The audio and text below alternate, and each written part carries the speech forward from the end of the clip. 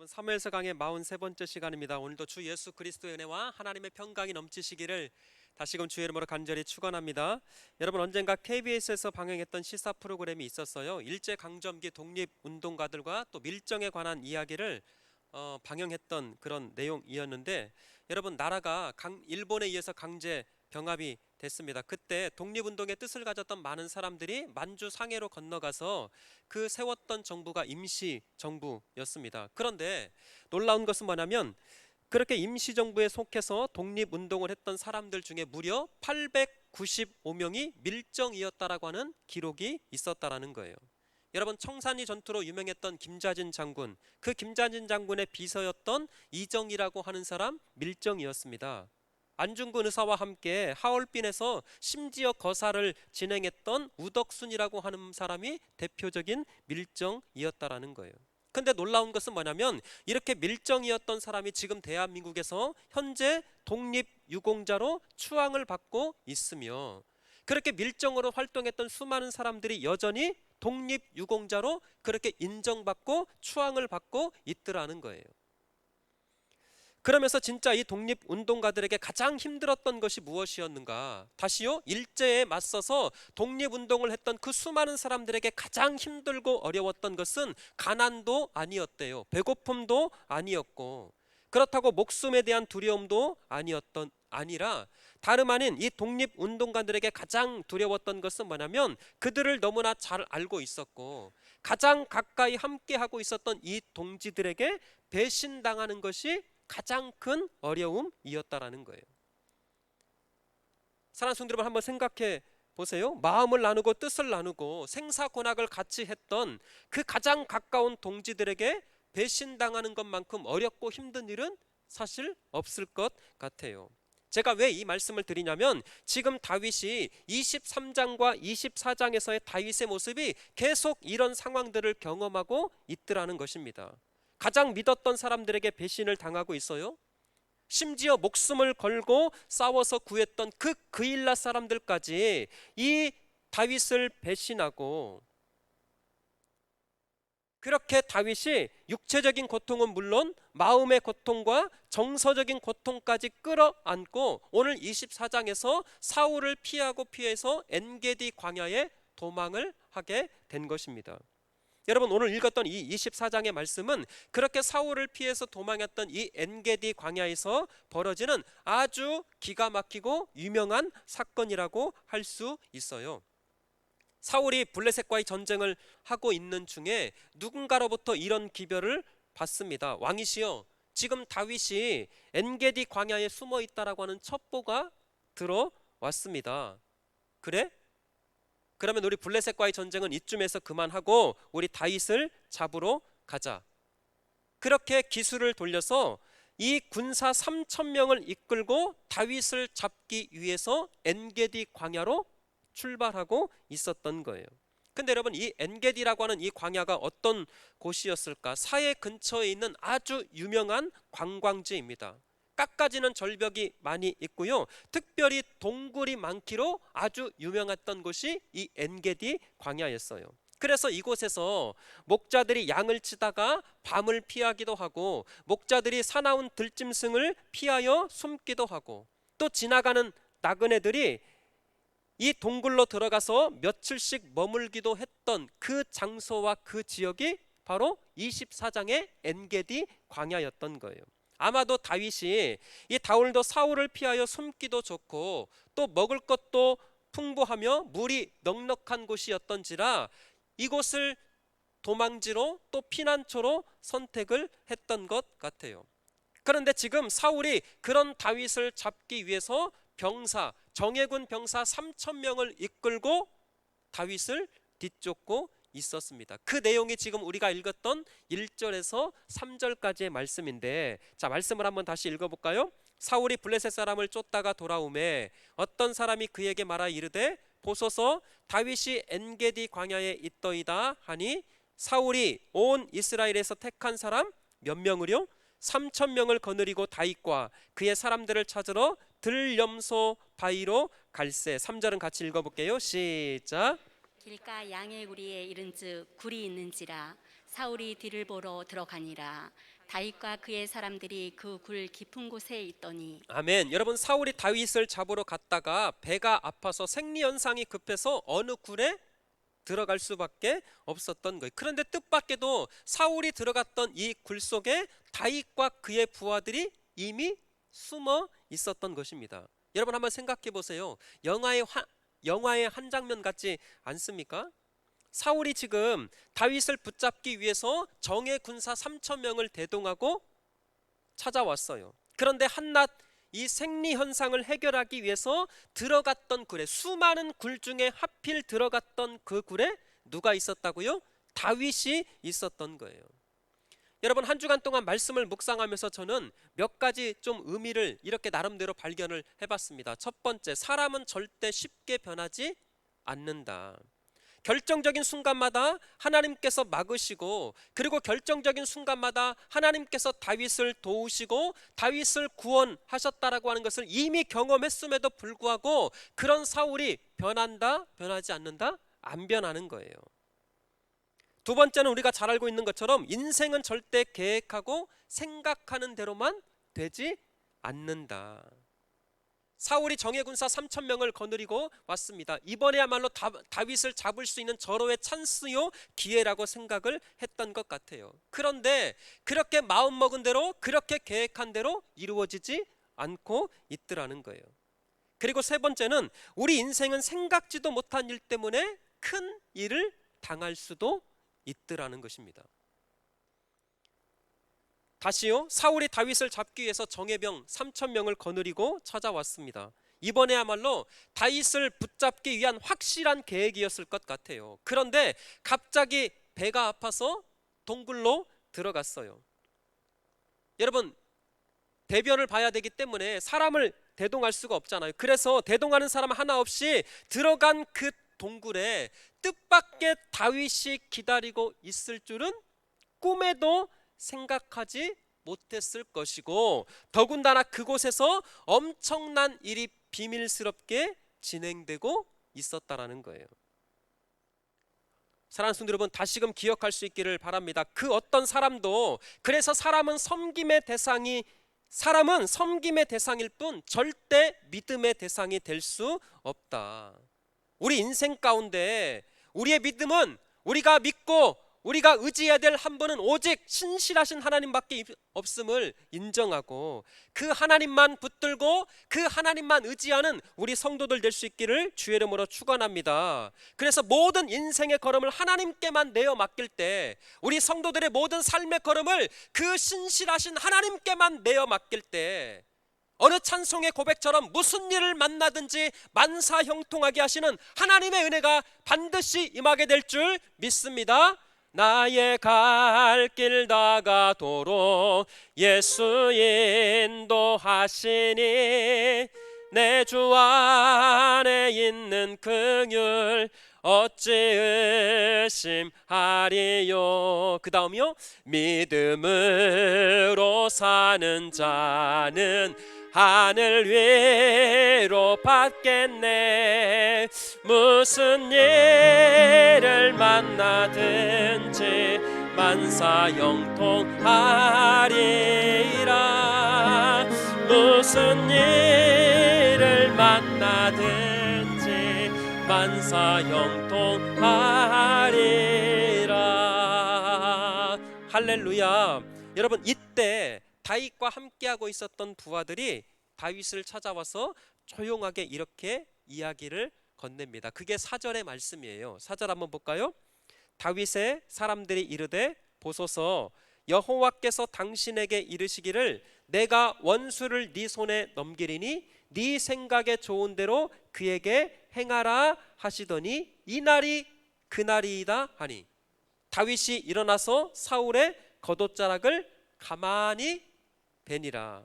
그러니까 이런 말씀입니다. 주인님, 여호와께서 원수를 넘기겠다고 말씀하시지 않았습니까? 아마도 오늘이 그날입니다. 이보다 더 좋은 기회가 없습니다. 우리가 지금 이 기회에 사울만 조용히 처리하면 이 나라는 당신의 것이 될 것입니다. 그리고 이 지긋지긋한 도망자의 신세에 끝낼 수 있는 절호의 찬스이고 기회입니다. 여러분, 다윗을 따르고 있는 사람들이라면 누구나 바라는 것 아닙니까? 왜냐하면 사울만 죽으면, 아니 사울만 처리하고 나면 더 이상 광야를 전전하거나 도망갈 필요가 있어요, 없어요? 없기 때문에 그야말로 고생 끝, 행복 시작. 그런데 문제가 있었네요. 다윗의 그 부하들의 간곡한 부탁과 요청이 있었음에도 불구하고 다윗이 그 부하들의 생각을 거절하고 이상한 행동을 하게 하는데, 다름 아닌 사울의 겉옷자락만 가만히 베는 것으로 상황을 정리하고 있었던 거예요.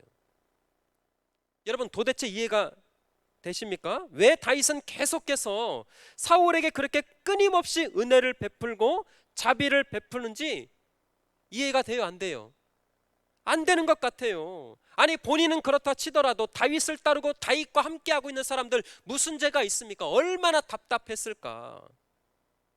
만약에 이런 사람들이 내 남편이다, 만약에 이런 사람이 내 아들이다, 그러면 아이고 우리 남편 잘했다, 아이고 우리 아들 진짜 너무 잘했다, 착하다. 여러분, 그렇게 하실 분이 제가 밤새도록 생각해 보니까 별명 없겠더라고요.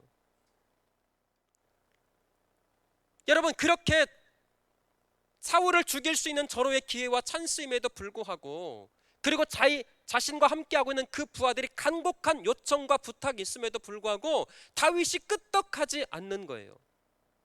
그리고 여기뿐만 아니라 한 걸음 더 나아가서 다윗이 이렇게 행동을 하는데 기가 막혀요. 8절입니다. 8절 한번 읽어볼까요? 자, 시작.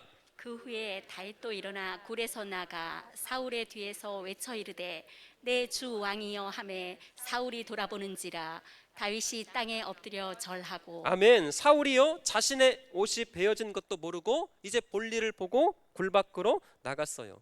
그러자 다윗이 뒤에서 크게 소리를 지르며 사울을 부르고 땅에 엎드려 서 있어요, 절하고 있어요? 절하고 있어요. 다윗이 사울을 부릅니다. 그런데 잘 보세요. 8절 다시 띄워주시면 어떻게 부르고 있냐면 사울이 뒤에서 외쳐 이르되 내 주 왕이여 부르고 있어요. 여러분, 이 장면들을 우리가 그냥 놓쳐서는 안 됩니다. 왜냐하면 이 장면들을 통해서 성숙된 신앙과 인격으로 점점 익어가고 깊어가고 있는 다윗의 모습을 우리가 발견할 수 있기 때문에. 다시요, 너무나 중요합니다. 사울에게 쫓기고 있어요. 그런 사울에게 지금 쫓겨서 도망다니고 있는 그런 신세입니다. 그럼에도 불구하고 자신을 죽이려고 하는 이 사울을 향해서 다윗의 반응은 어떻게 외치고 있냐면 내 주 왕이여.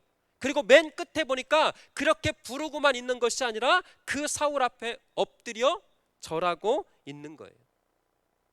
여러분, 우리 같으면 야 이 자식아, 야 이 나쁜 놈아, 제가 잘 쓰는 말, 야 이 미친놈아, 저 같으면 그렇게 부를 것 같아요.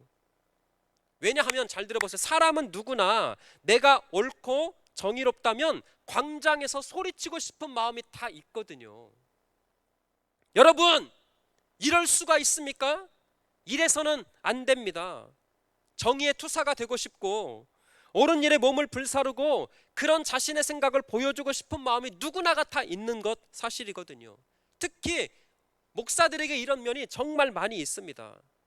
여러분 보세요. 다윗이라고 왜 소리 지르고 자신의 이 억울함에 대해서 분노하며 자신의 그 의로움 앞에 소리치고 싶지 않았을까?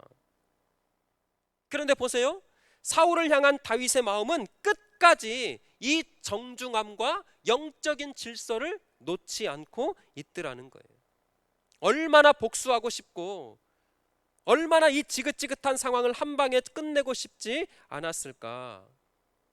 그럼에도 불구하고 여러분 중요합니다. 다윗은 하나님의 말씀이 인간적인 감정과 분노를 지배하고 있었던 거예요. 다시요, 너무나 중요합니다.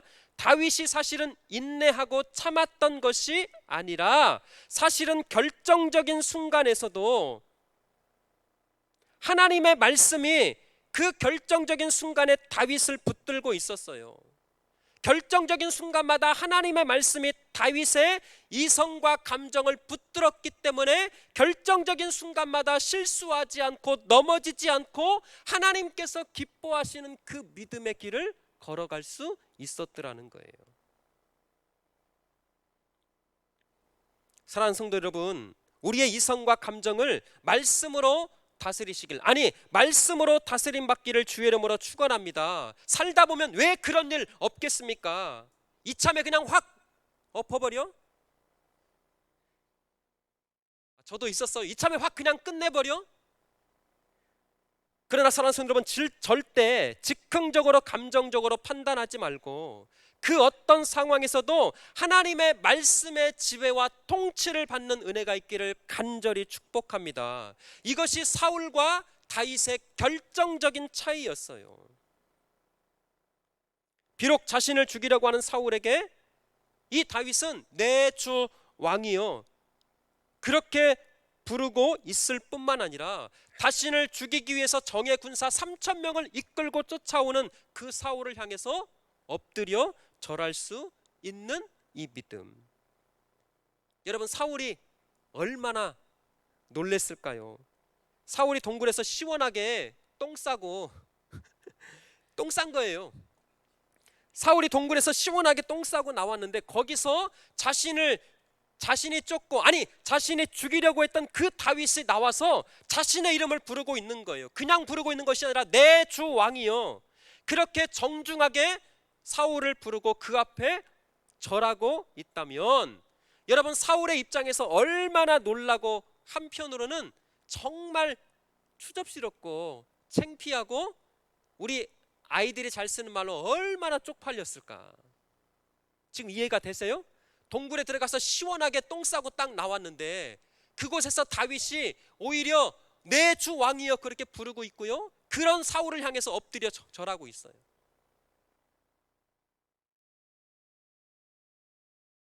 자, 그런데 여기서 끝나지 않습니다. 여러분 9절 한번 읽어볼까요? 9절에 보시면 이런 말씀이 있어요. 자, 시작.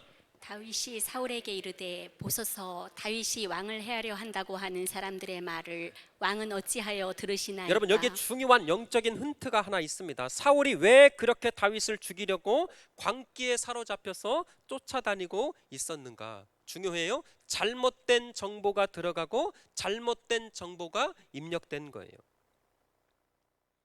사랑하는 성도 여러분, 우리가 여기서 발견할 수 있는 영적인 진리가 있습니다. 성경이 말하는 복 있는 사람의 특징은 무엇이냐? 다시요, 성경이 한결같이 말하고 있는 복 있는 사람의 특징은, 복된 인생을 살아가는 사람은 먼저 눈이 복을 받고 귀가 복을 받는 사람이더라고요. 다시요, 성경이 말하는 복 있는 사람의 한결같은 특징은 뭐냐면 그 사람의 눈이 복을 받는 인생이고 그 사람의 귀가 복이 있는 사람이더라고요. 왜 그럴까요? 사실 저보다 여러분들이 더 잘 아실 거예요. 복되지 못한 사람들의 특징은 자꾸 악한 말이, 아니 악한 말만 들려오더라고요. 악한 것에 눈이 갑니다. 이상해요. 좋은 것에는 눈이 가지 않습니다. 좋은 것에는 마음에 가지 않고 악하게 보이고 악하게 들리는 것에 왜 그렇게 마음을 뺏기고 시간을 빼앗기는지 모르겠어요. 야한 동영상에 눈이 가고요, 해서는 안 될 도박과 게임에 눈이 가고 그런 것에 마음을 뺏기고 시간을 빼앗기는지 얼마나 모르겠어요. 듣지 말아야 할 말에 귀를 기울입니다. 그리고 그것에 호기심이 생겨 마음을 뺏길 뿐만 아니라 시간을 빼앗기고 더 나아가서 인생을 낭비하는 사람들이 우리 주변에 얼마나 많은지 모르겠어요. 사랑하는 성도 여러분, 여러분들은 악한 것에 눈이 가십니까? 아니면 좋은 것에 눈이 가고 있으신가요? 악한 말에 더 마음이 쏠리고 있어요? 아니면 좋은 말에 더 마음을 기울이고 계신가요? 어떤 지혜로운 할아버지가, 여러분 들어보셨을 거예요, 이 말씀. 지혜로운 할아버지가 어린 손자를 무릎에 앉혀놓고 이런 이야기를 했대요. 얘야, 사람 안에는 2마리의 늑대가 살고 있단다. 한 마리는 악한 놈이야. 그 놈은 화를 잘 내고 늘 싸우기를 좋아하고 용서할 줄 모른단다. 그래서 다른 동물을 잡아먹고 자기 편을 만드는 나쁜 늑대란다. 반대로 다른 한 늑대는 착한 놈이지 이 착한 늑대는 매우 친절하고 사랑스럽단다. 이 두 마리의 늑대가 네 안에도 있단다. 여러분 이 말을 듣고 이 손자가 깜짝 놀라 한참을 생각하더니 할아버지에게 이렇게 물어봤다고 그래요. 할아버지, 그럼 내 안에 있는 늑대 두 마리가 싸우면 어느 늑대가 이겨요? 할아버지가 이렇게 대답했다고 그랬죠. 네가 먹이를 주는 놈이 이긴단다. 사랑하는 성도 여러분, 좋은 말에 귀를 기울이고 있습니까? 아니면 나쁜 말에 귀를 기울이고 있습니까? 우리의 내면에, 우리의 생각과 우리의 눈과 우리의 귀에 나는 어느 쪽에 먹이를 주고 더 관심을 가지고 어느 쪽에 더 시간을 그렇게 쏟고 있으시냐고요. 보세요. 지금 사울 주변의 부하들이 잘못된 내용과 잘못된 정보만 계속 넣어주고 있었던 거예요. 그런데 문제는 뭐냐면 사울의 귀와 사울의 눈이 그 잘못된 정보에만 눈이 가고 귀가 가고 그것에만 마음을 뺏기고 있었더라는 거예요. 마치 에덴 동산에서 뱀이 잘못된 내용과 정보를 가지고 하와를 넘어뜨리고 아담을 넘어뜨렸던 것과 다를 바가 없었습니다. 제가 여기서 여러분 간절하게 기도하며 발견했던 것은 뭐냐면, 사랑하는 성도 여러분, 하나님 앞에 기도할 때 하나님, 우리의 모든 오감이 복을 받게 하여 주시옵소서, 반드시 그렇게 기도해야 될 필요가 있겠더라고요. 하나님, 우리의 모든 감각기관이 하나님의 복을 누리게 하여 주시옵소서. 하나님, 우리의 눈이 복을 받게 하여 주옵소서. 하나님, 우리의 귀가 복을 받게 하여 주시옵소서. 여러분 그렇게 기도하시기를 축원합니다. 왜냐하면 성경에 보니까 이런 예가 실제적으로 있어요. 여러분, 아브라함의 조카였던 롯의 결정적인 실수가 무엇이었을까? 왜 아브라함을 떠나서 이 롯이 아브라함을 떠나서 소돔과 고모라로 들어갔고 또 거기서 결국 하나님의 돌이킬 수 없는 심판을 당했다라는 것 우리가 잘 알고 있죠. 또 하나, 이 소돔과 고모라에서 정말 하나님의 은혜로 빠져나올 때 롯의 아내가 뒤를 돌아다봐서 무엇이 됐어요? 소금 기둥이 되어버렸습니다. 근데 여러분 여기서 끝나지 않았어요. 가까스로 구원받았지만 그렇게 빠져나왔던 두 딸들과 행음과 근친 상간이 일어났어요. 그래서 태어난 족속이 성경에 보니까 이스라엘의 총회에 영원히 들어올 수 없었던 모압과 암몬을 생산하고 말았어요. 자, 그런데 롯이 이런 엄청난 결과를 맞이하기까지 그 처음 실수가 뜻밖에도 무엇이었을까? 성경을 찾아봤더니 여러분 창세기 13장 10절 한번 볼까요? 자, 같이 한번 읽어보겠습니다. 시작. 이에 롯이 눈을 들어 요단 지역을 바라본즉 소알까지 온 땅에 물이 넉넉하니 여호와께서 소돔과 고모라를 멸하시기 전이었으므로 여호와의 동산 같고 애굽 땅과 같았더라. 아멘. 여러분 꼭 밑줄을 쳐놓으세요. 롯이 눈을 들어 요단 지역을 어떻게 했다고요? 바라본즉. 롯이 눈을 들어서 요단 지역을 바라봤습니다. 왜 이게 문제냐? 그 다음 13장 14절에 보시면 이렇게 또 설명이 되어 있어요. 자, 롯이 아브라함을 떠난 후에 여호와께서 아브라함에게 이르시되 너는 눈을 들어 너 있는 곳에서 북쪽과 남쪽과 그리고 동쪽과 서쪽을 바라보라. 자, 여러분 어떤 차이가 있는지 발견하시겠어요? 자, 15절도 한번 같이 읽어볼까요? 시작. 보이는 땅을 내가 너와 내 자손에게 주리니 영원히 이르리라. 아멘. 여러분 다시 13절 아니 10절 한번 다시 띄워주실래요? 13절. 자, 이에 롯이 눈을 들어 요단 지역을 바라봤어요. 자, 14절 한번 다시 띄워주실래요? 자, 시작. 롯이 아브라함을 떠난 후에 여호와께서 아브라함에게 이르시되 너는 눈을 들어. 다 보세요. 자, 어떤 차이가 있는지 발견을 하셨습니까? 이것이 아브라함과 또 롯의 결정적인 차이였어요. 아까 우리가 읽었던 10절에서 살펴봤듯이 롯은 스스로 눈을 들어서 바라봤어요. 그래서 자신이 좋아 보이는 현실만 바라봤습니다. 그러나 아브라함은 하나님께서 눈을 들라, 눈을 들어서 바라보라 그렇게 말씀하실 때까지 엎드려 있었어요. 여호와 하나님께서 아브라함에게 찾아오셔서 눈을 들어 바라보라 그렇게 말씀하실 때 비로소 눈을 들어 현실을 바라봤던 것이 아니라 하나님께서 주신 약속을 바라봤던 거예요. 아니, 더 나아가서 그 약속을 이루실 하나님을 바라봤던 것이 아브라함과 롯의 결정적인 차이였던 것입니다. 아브라함은 왜 복된 인생이었는가? 왜 아브라함이 하나님 앞에 쓰임받는 인생이었는가? 그의 눈이 복이 있었어요. 그가 들었던 귀가 복이 있었습니다. 아멘? 그 결정적인 차이는 뭐냐면 내 스스로 보고 내 스스로 판단했던 것이 아니라 여호와께서 말씀하시는 순간 눈을 들었어요. 여호와께서 말씀하시는 그것을 귀로 듣고 순종했던 것이 아브라함의 삶이었습니다. 그래서 아브라함은 복을 받는 인생이었다면 우리가 성경에서 살펴본 대로 롯은 그 인생 가운데 얼마나 고통스럽고 돌이킬 수 없는 처절한 역사 현장을 경험하게 되었는가.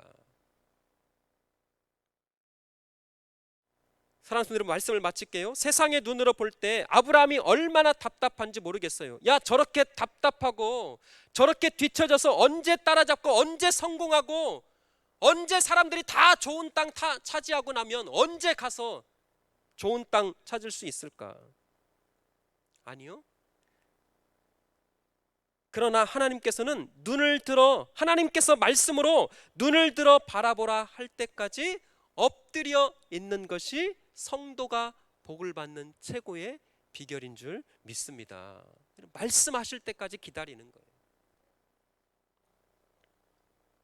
사랑하는 성도 여러분, 하나님의 말씀으로 우리의 모든 눈과 귀 그리고 우리의 모든 오감이 다스림 받는 은혜가 있기를 다시금 축원합니다. 그럴 때 하나님께서 일하십니다. 그럴 때 하나님께서 우리 인생을 사용하시고 우리 남은 인생 가운데 더 크신 하늘의 복으로 반드시 채워주시고 임하게 될 줄 믿습니다. 한번 따라서 하시면 좋겠어요. 말씀보다 더 크게, 말씀보다 기도보다 앞서지 않겠습니다. 할렐루야. 우리 한번 이 찬양을 통해서 하나님 내 인생